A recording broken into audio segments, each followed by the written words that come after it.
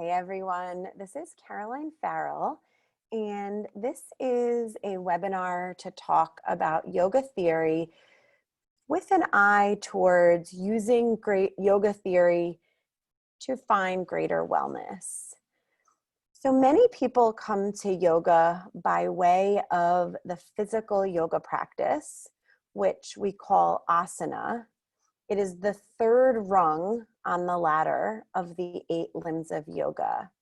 And many people don't realize that yoga asana is just one of 8 rungs on this ladder under yoga's 8 limbs. So in today's webinar, I'm going to talk briefly about the 8 limbs and also make a shameless plug for a class that I'm teaching for GW Campus Recreation on Tuesday nights at 8:30 via Zoom. And the class is designed to go deeper into these 8 rungs, in addition to going into the chakras and yoga's sister science, Ayurveda. So if you're interested in anything you hear during this webinar, I encourage you to come on Tuesday nights at 8:30. So just to begin, we'll start with a meditation to help us center, to help us ground, to help clear the mind, and hopefully make it better able to absorb the information I'm getting ready to share. I'll invite you to find a comfortable seat. You can take a seat in a chair. You're welcome to find a comfortable cross-legged seat on the floor, or you're welcome to find a position where you're able to lay down. And as you come into your comfortable seat or supine position, I'll invite you to close your eyes, maybe place a hand on the belly, a hand on the heart, or hands, if you're seated, can just rest gently on the knees or thighs. Whether you're seated or laying down, allow the shoulders to get heavy. Let them melt away from the ears, lengthening the neck. Closing the eyes if you haven't done so already. And just draw the chin very slightly towards the chest. Begin to tune into your breath. Just noticing the inhale, feeling the way the inhale expands the body. Allowing yourself to exhale freely. Try not to force the breath. You don't want to, no hyperventilating breaths here. Just nice, easy breaths in, easy breaths out. And your only task here is to allow the mind to follow the breath in and then follow the breath out. Breathing in through the nose, watching the breath. Breathing out through the nose or mouth, watching that breath leave.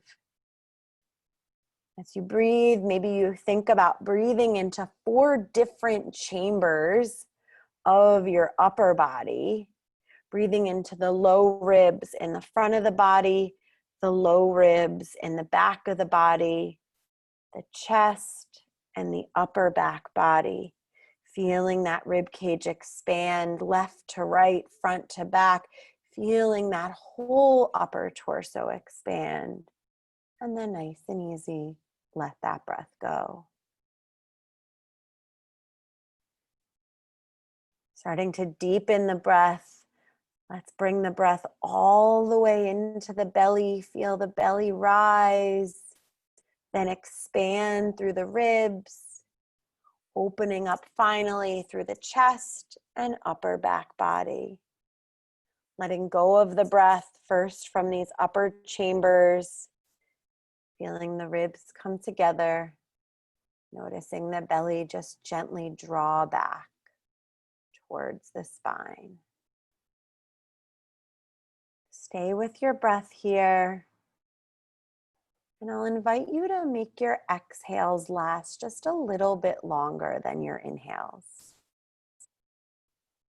These long exhales are super grounding, helping to calm the nervous system, helping to bring the energy down which can be particularly therapeutic after a long day in preparation for bed. Maybe you even decide to start pausing at the bottom of each exhale and just allowing yourself to be empty of breath for a few counts.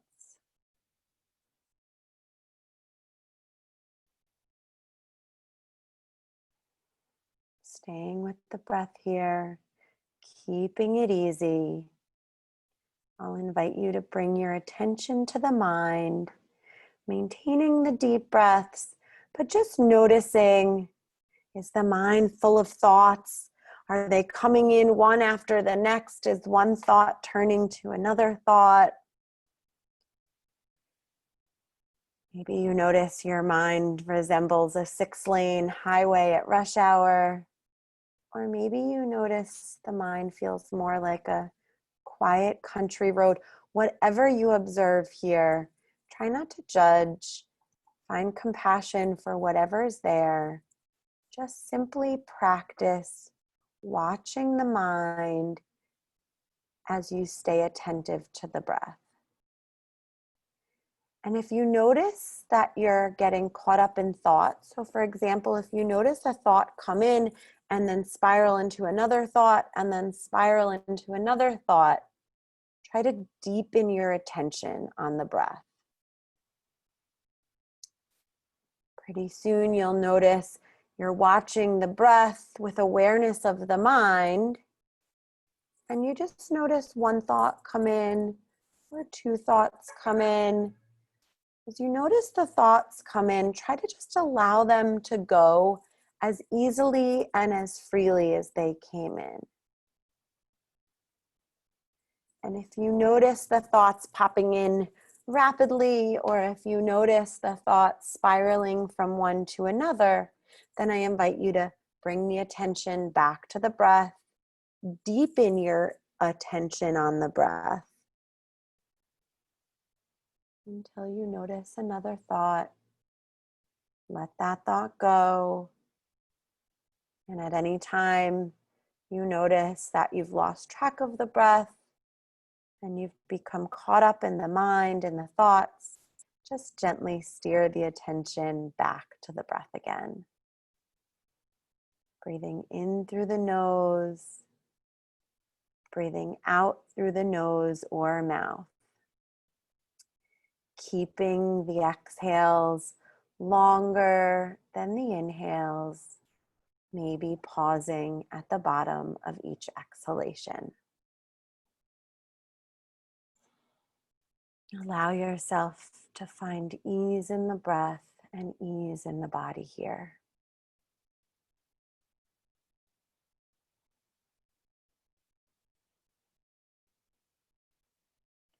As you breathe, allow the belly to soften. If you notice you're holding on with your hands, allow the palms to soften. Allow the jaw to relax. With each exhale, let the shoulders relax. Again, allowing them to descend away from the ears. As you breathe and soften through the body here, I'm going to read one of my favorite parables. This parable is about a man who lived on a farm with his son and his horse. One day, the barn door was left open and the horse ran away. When the nearby villagers heard about it, they ran to the farm to tell the farmer how sorry they felt for him. "How will you work your farm without your horse?" they asked. The farmer simply shrugged and said, "Good, bad, who's to say?" A few days later, the farmer's horse returned, and following it were 2 more horses. The villagers were so excited for the farmer's good luck, they ran to his farm and told him so. Again, the farmer simply shrugged and said, "Good, bad, who's to say?" The new horses were not broken in, so the farmer's son worked hard to break them in so they could be used on the farm. While doing so, one of the new horses threw him off and his leg was broken. The villagers again ran to the farm and expressed their deep sadness about the son's broken leg.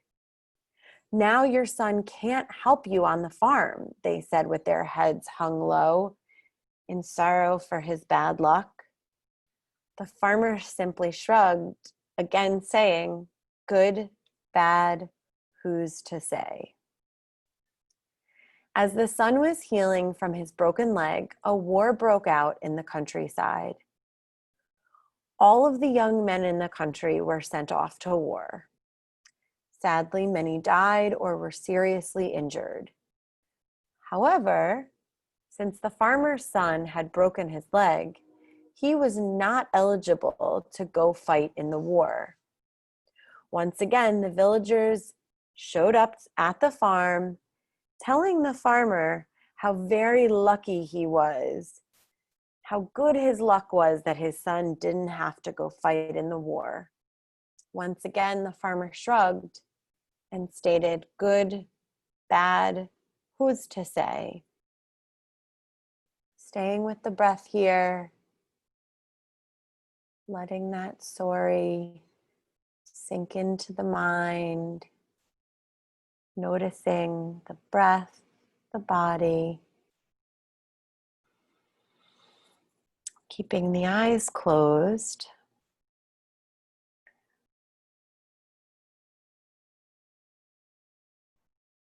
As this parable suggests,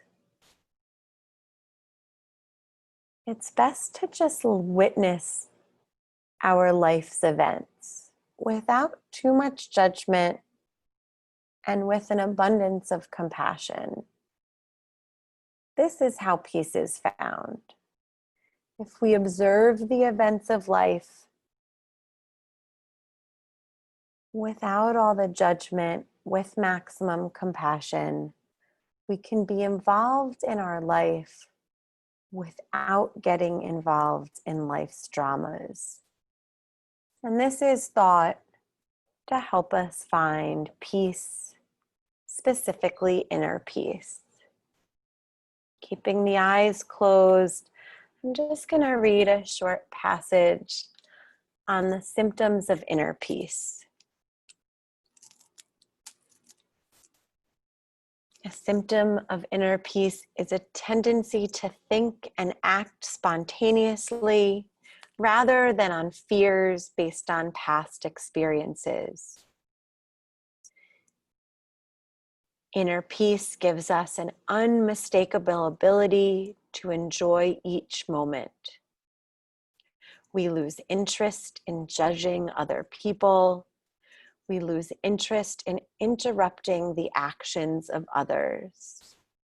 We lose interest in engaging in conflict.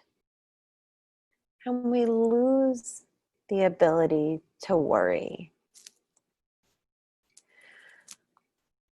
We gain frequent, overwhelming episodes of appreciation, contented feelings of connectedness with others and nature, frequent attacks of smiling, an increasing tendency to let things happen rather than to make them happen, and an increased susceptibility to the love extended by others, as well as an uncontrollable urge to love them back. The symptoms of inner peace. Staying with the breath, feeling into the body, letting that sink in while maintaining attention to the breath.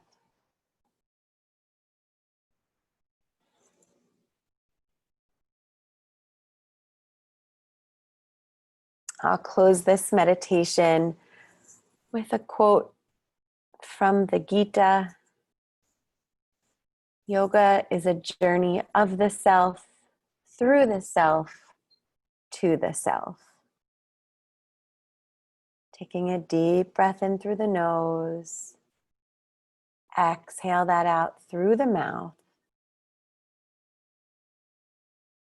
Slowly, gently, let the chin drop down to the chest. If you're seated, if you're laying down, you can place the hands over the eyes.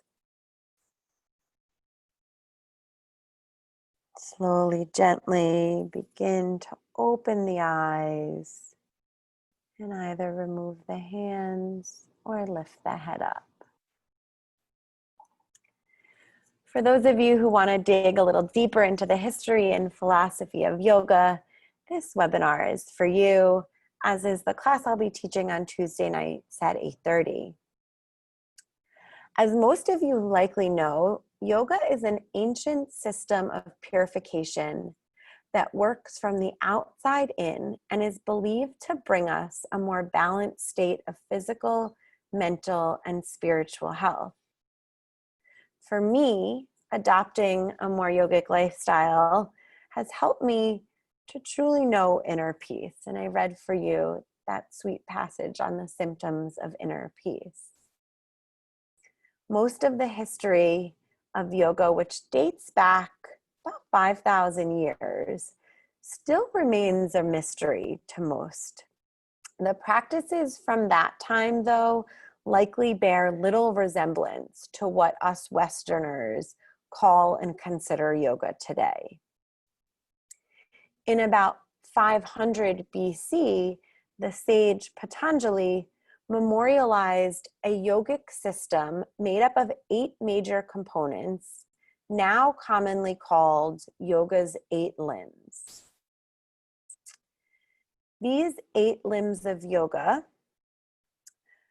include moral precepts, our physical practices, meditation, and then ultimately the state of enlightenment referred to as samadhi.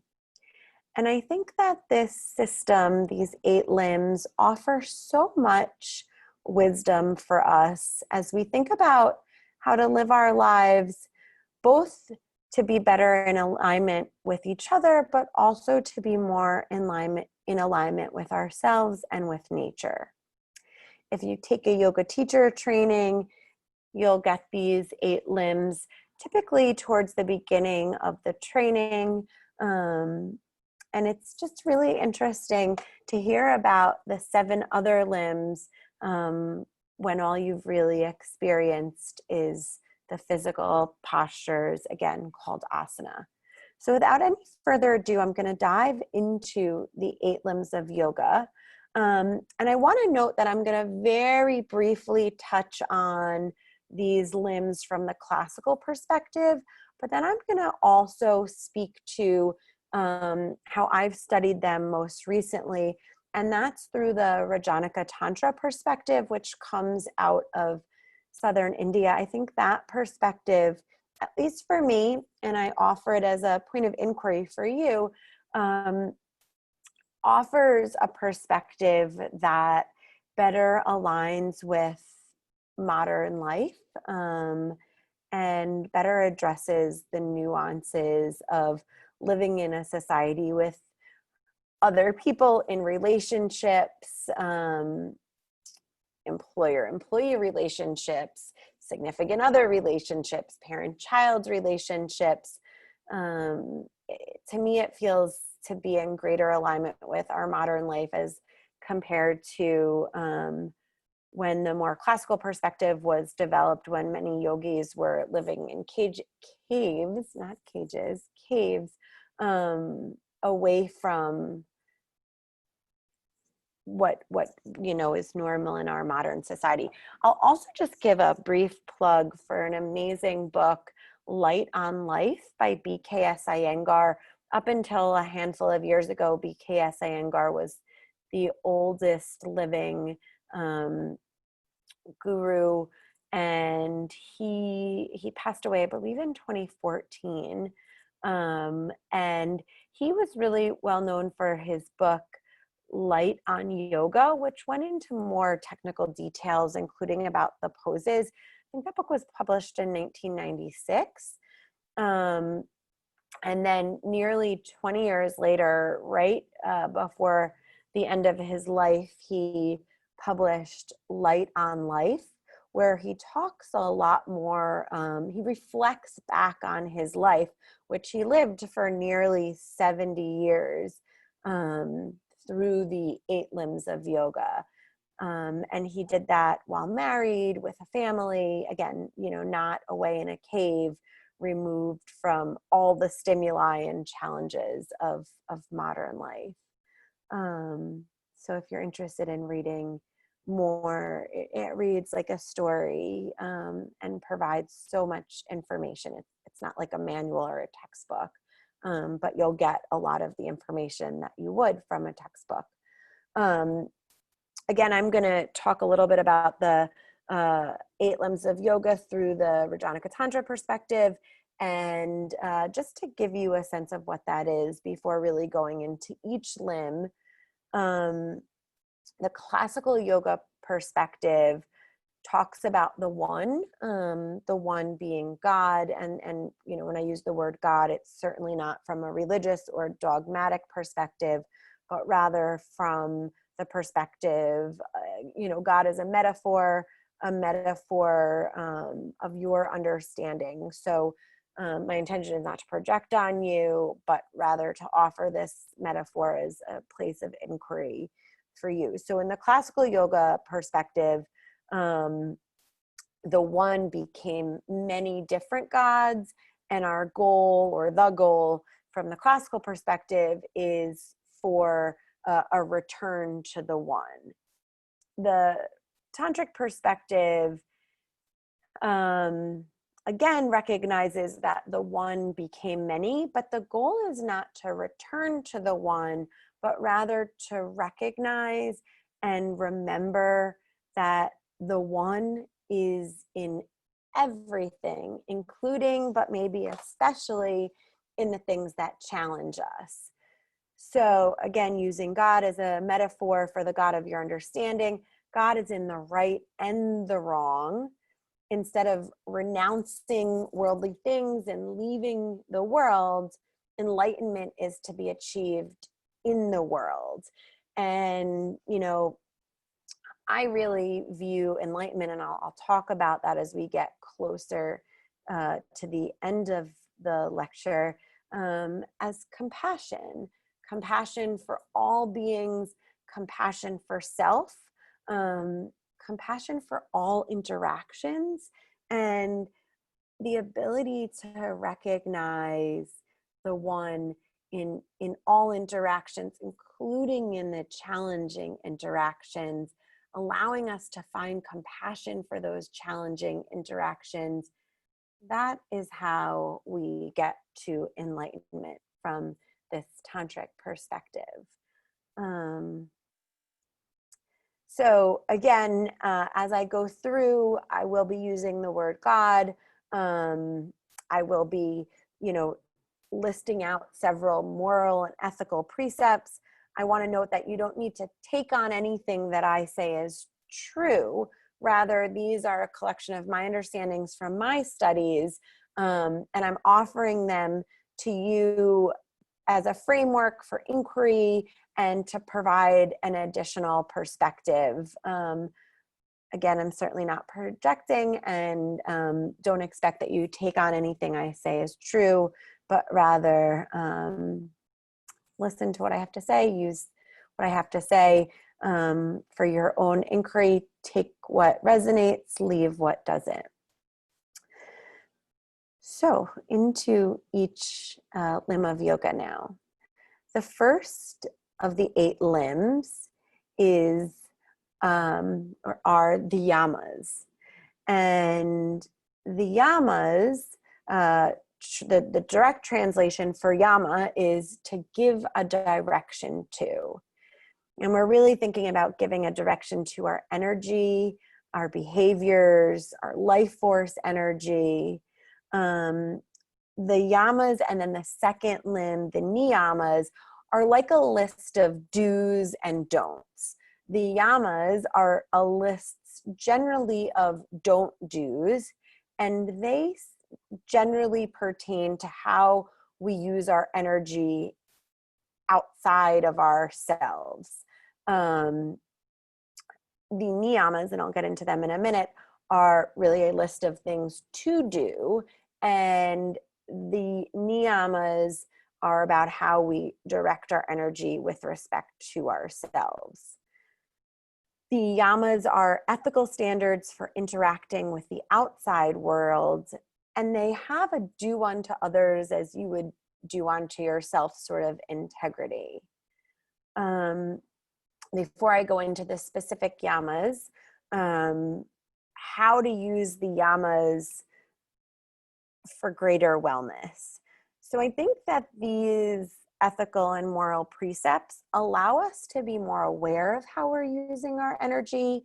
They allow for just greater awareness in general. Again, frameworks to think about how we're operating in the world. And this awareness is really like a medicine because it allows us to slow down and be a little bit more conscious and decide how we direct our energy for the highest good when we interact with the outside world. So the first yama is Ahimsa in Sanskrit, which translates into nonviolence. At a really gross level, from the classical yoga perspective especially, you can think about this precept in its most obvious form. Don't physically hurt people, interact with others without violence. But I think there are so many nuances to this one, and we're going to go into this actually in this week's class on Tuesday night.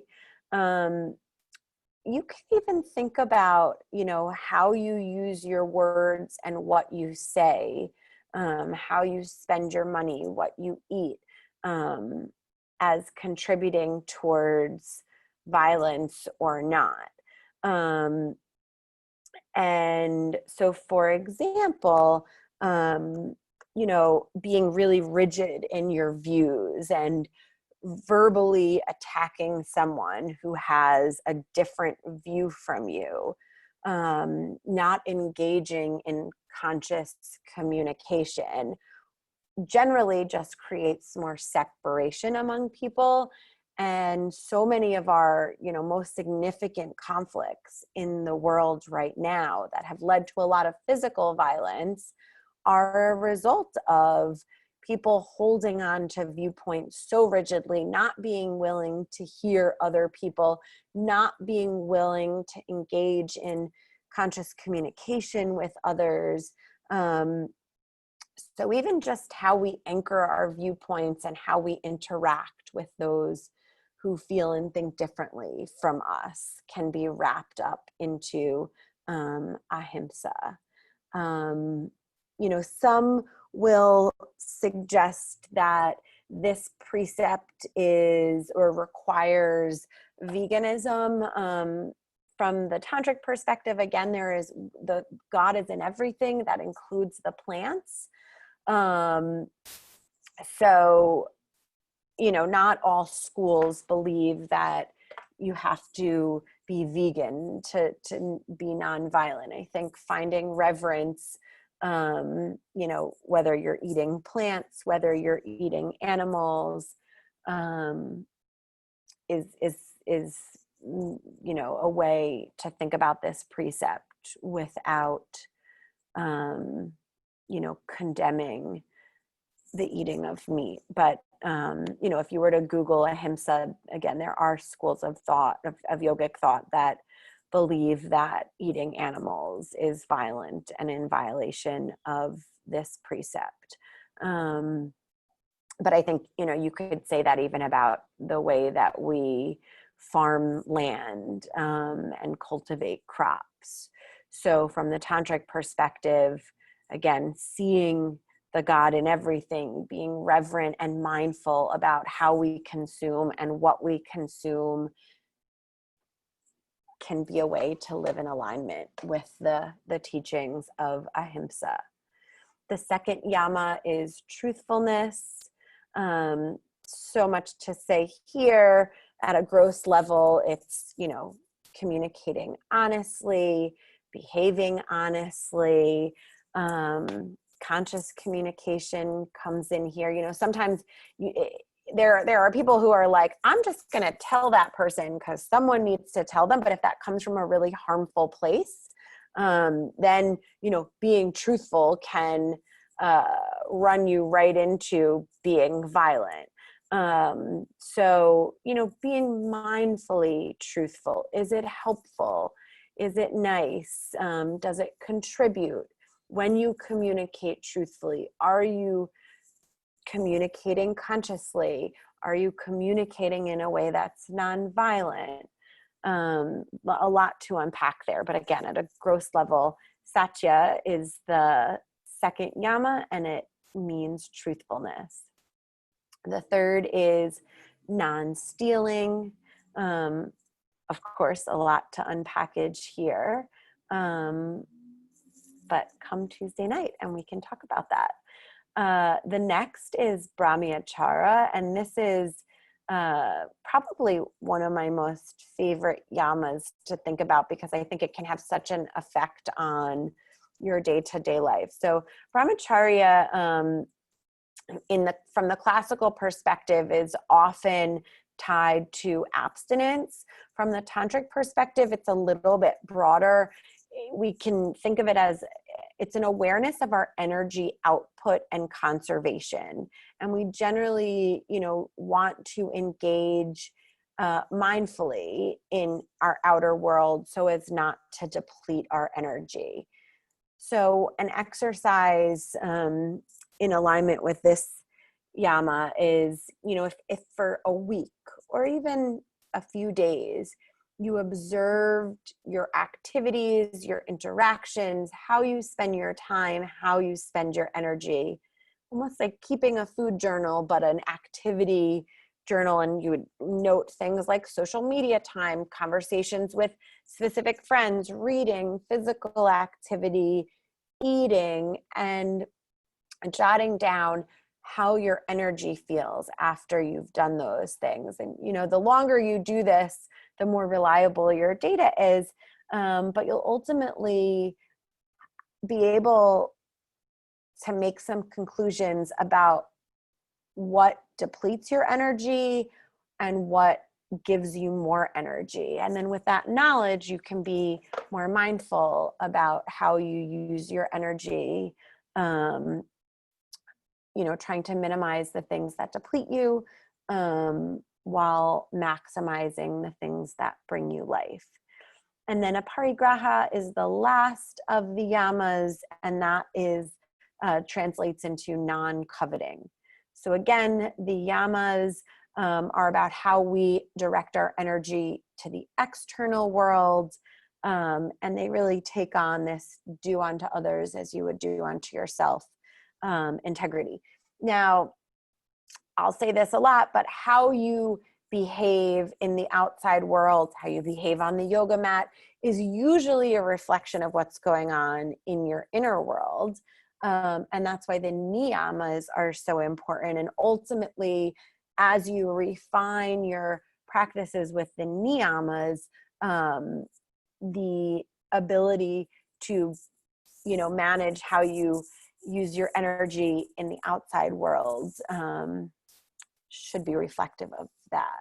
So the niyamas are, again, a list of things that you do want to do as you interact with your inner world. We'll dig into these in 2 weeks.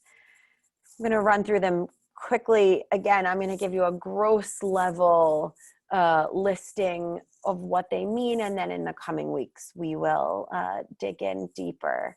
The first is cleanliness. And it's not just cleanliness for the sake of, being clean, having a clean body, having clean spaces, maybe even having clean email inboxes. But it's you want to think about this niyama from a place of like self-reverence. If you can keep your inner world and the spaces around your world clean, you're able to move through your life with less distraction, and just greater ease. The second of the niyamas, and I think this one might be my favorite, is contentment. So much to say here. And we'll go a little bit into Dharma when we talk about this on Tuesday night. I believe the more you become aware of your Dharma and start living in alignment with your Dharma, the maybe easier it is to be content. Tapas is the third, and tapas, this niyama is really about like spiritual austerity. Then the fourth niyama is self-study, and the fifth niyama is surrender to God.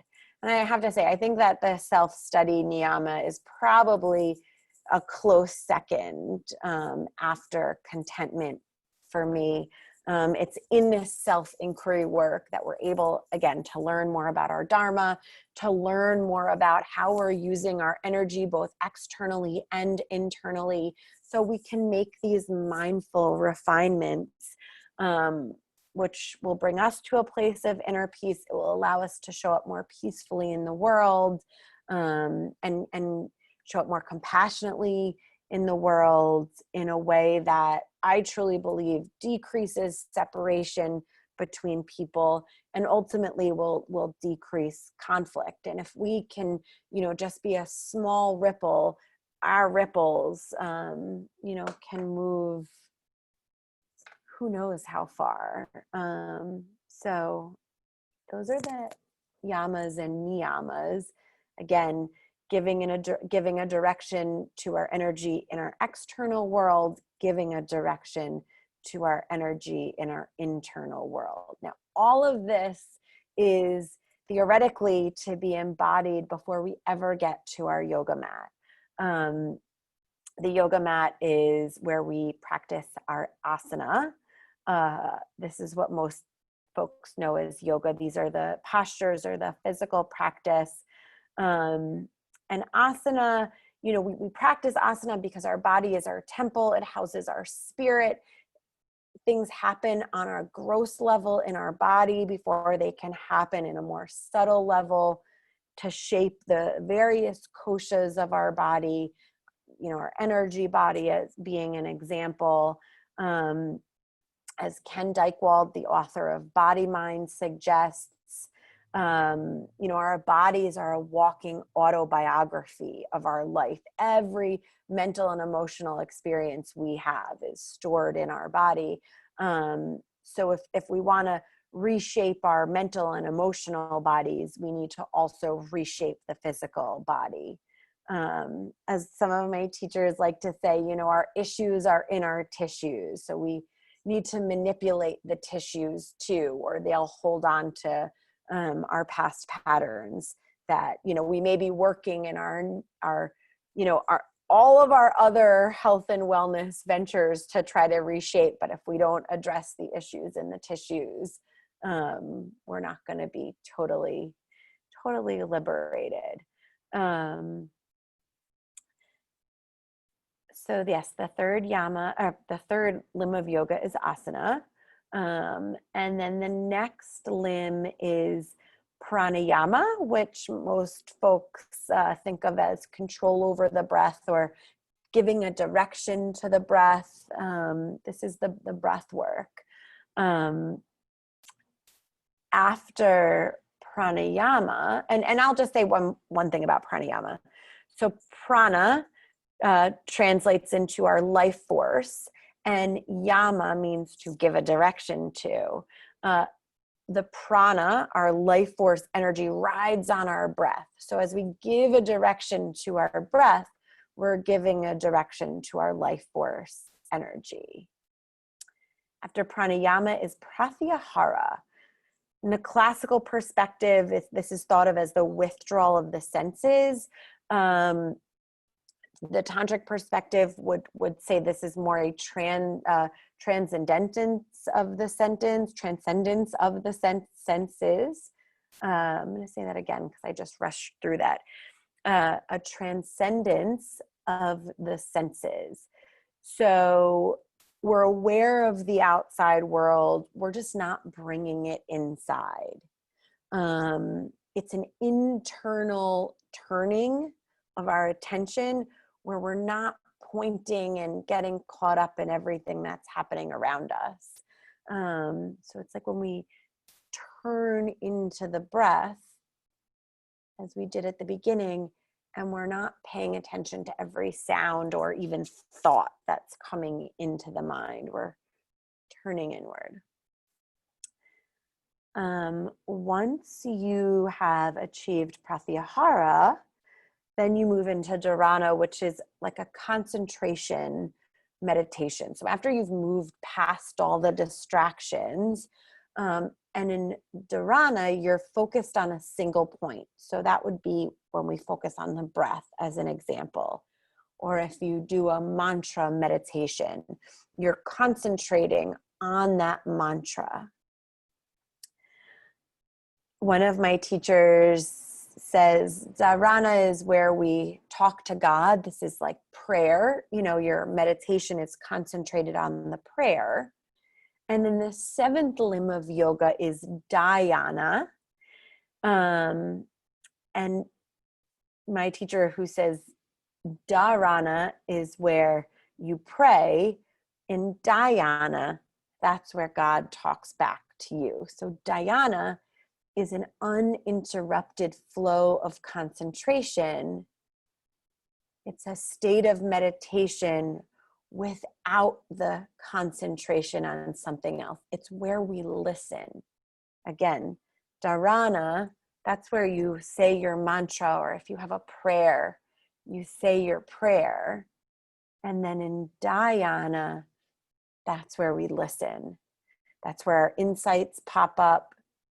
In prayer, that's where God talks to us. It's not something that we're trying to do or that's forced. It's just an openness, an uninterrupted flow of concentration with no conversation. And then finally, the eighth limb of yoga is samadhi. And my perspective, the Tantric perspective, it's really just the ultimate state of compassion, where we see divinity in everything. Every weed we pass, every animal, every person, even those who really trigger us. There's something there that if we can be compassionate to them, again, that might break that cycle of violence. So one of my meditation teachers, she's a Buddhist meditation teacher, she teaches a parable that I think just so beautifully illustrates this ultimate compassion. So she tells the story of a man walking down a path and, sees a dog with a foot. It just sees a dog and the dog is barking, wildly. And the person thinks, oh, this bad dog, this aggressive dog, what's wrong with this dog? And, has all this judgment about the dog and all this mean energy and even mean words directed towards the dog. And ultimately, as the person gets a little closer to pass the dog, they realize the dog has like a metal trap stuck around its foot, and its foot's even starting to bleed. And, the person on the path says, oh my goodness, this poor dog. And, the energy and what the person is saying to the dog changes so dramatically. Now, under both scenarios, the person doesn't get close to the dog or put him or herself in harm's way. But number one, the person is no longer, spewing all of this angry energy at the dog. And number two, the person now can help this dog because it can make a phone call to animal control who can, humanely get the trap off the dog's foot. And the person can play a role in, moving towards what's needed. in this situation, as opposed to just being, angry and then leaving. So when we can get to a place of compassion where we can see the metaphorical trap on, people's feet in different interactions, we don't create more separateness. We can come together for what is right, what is needed in that situation. And, yoga literally translates into to yoke, union.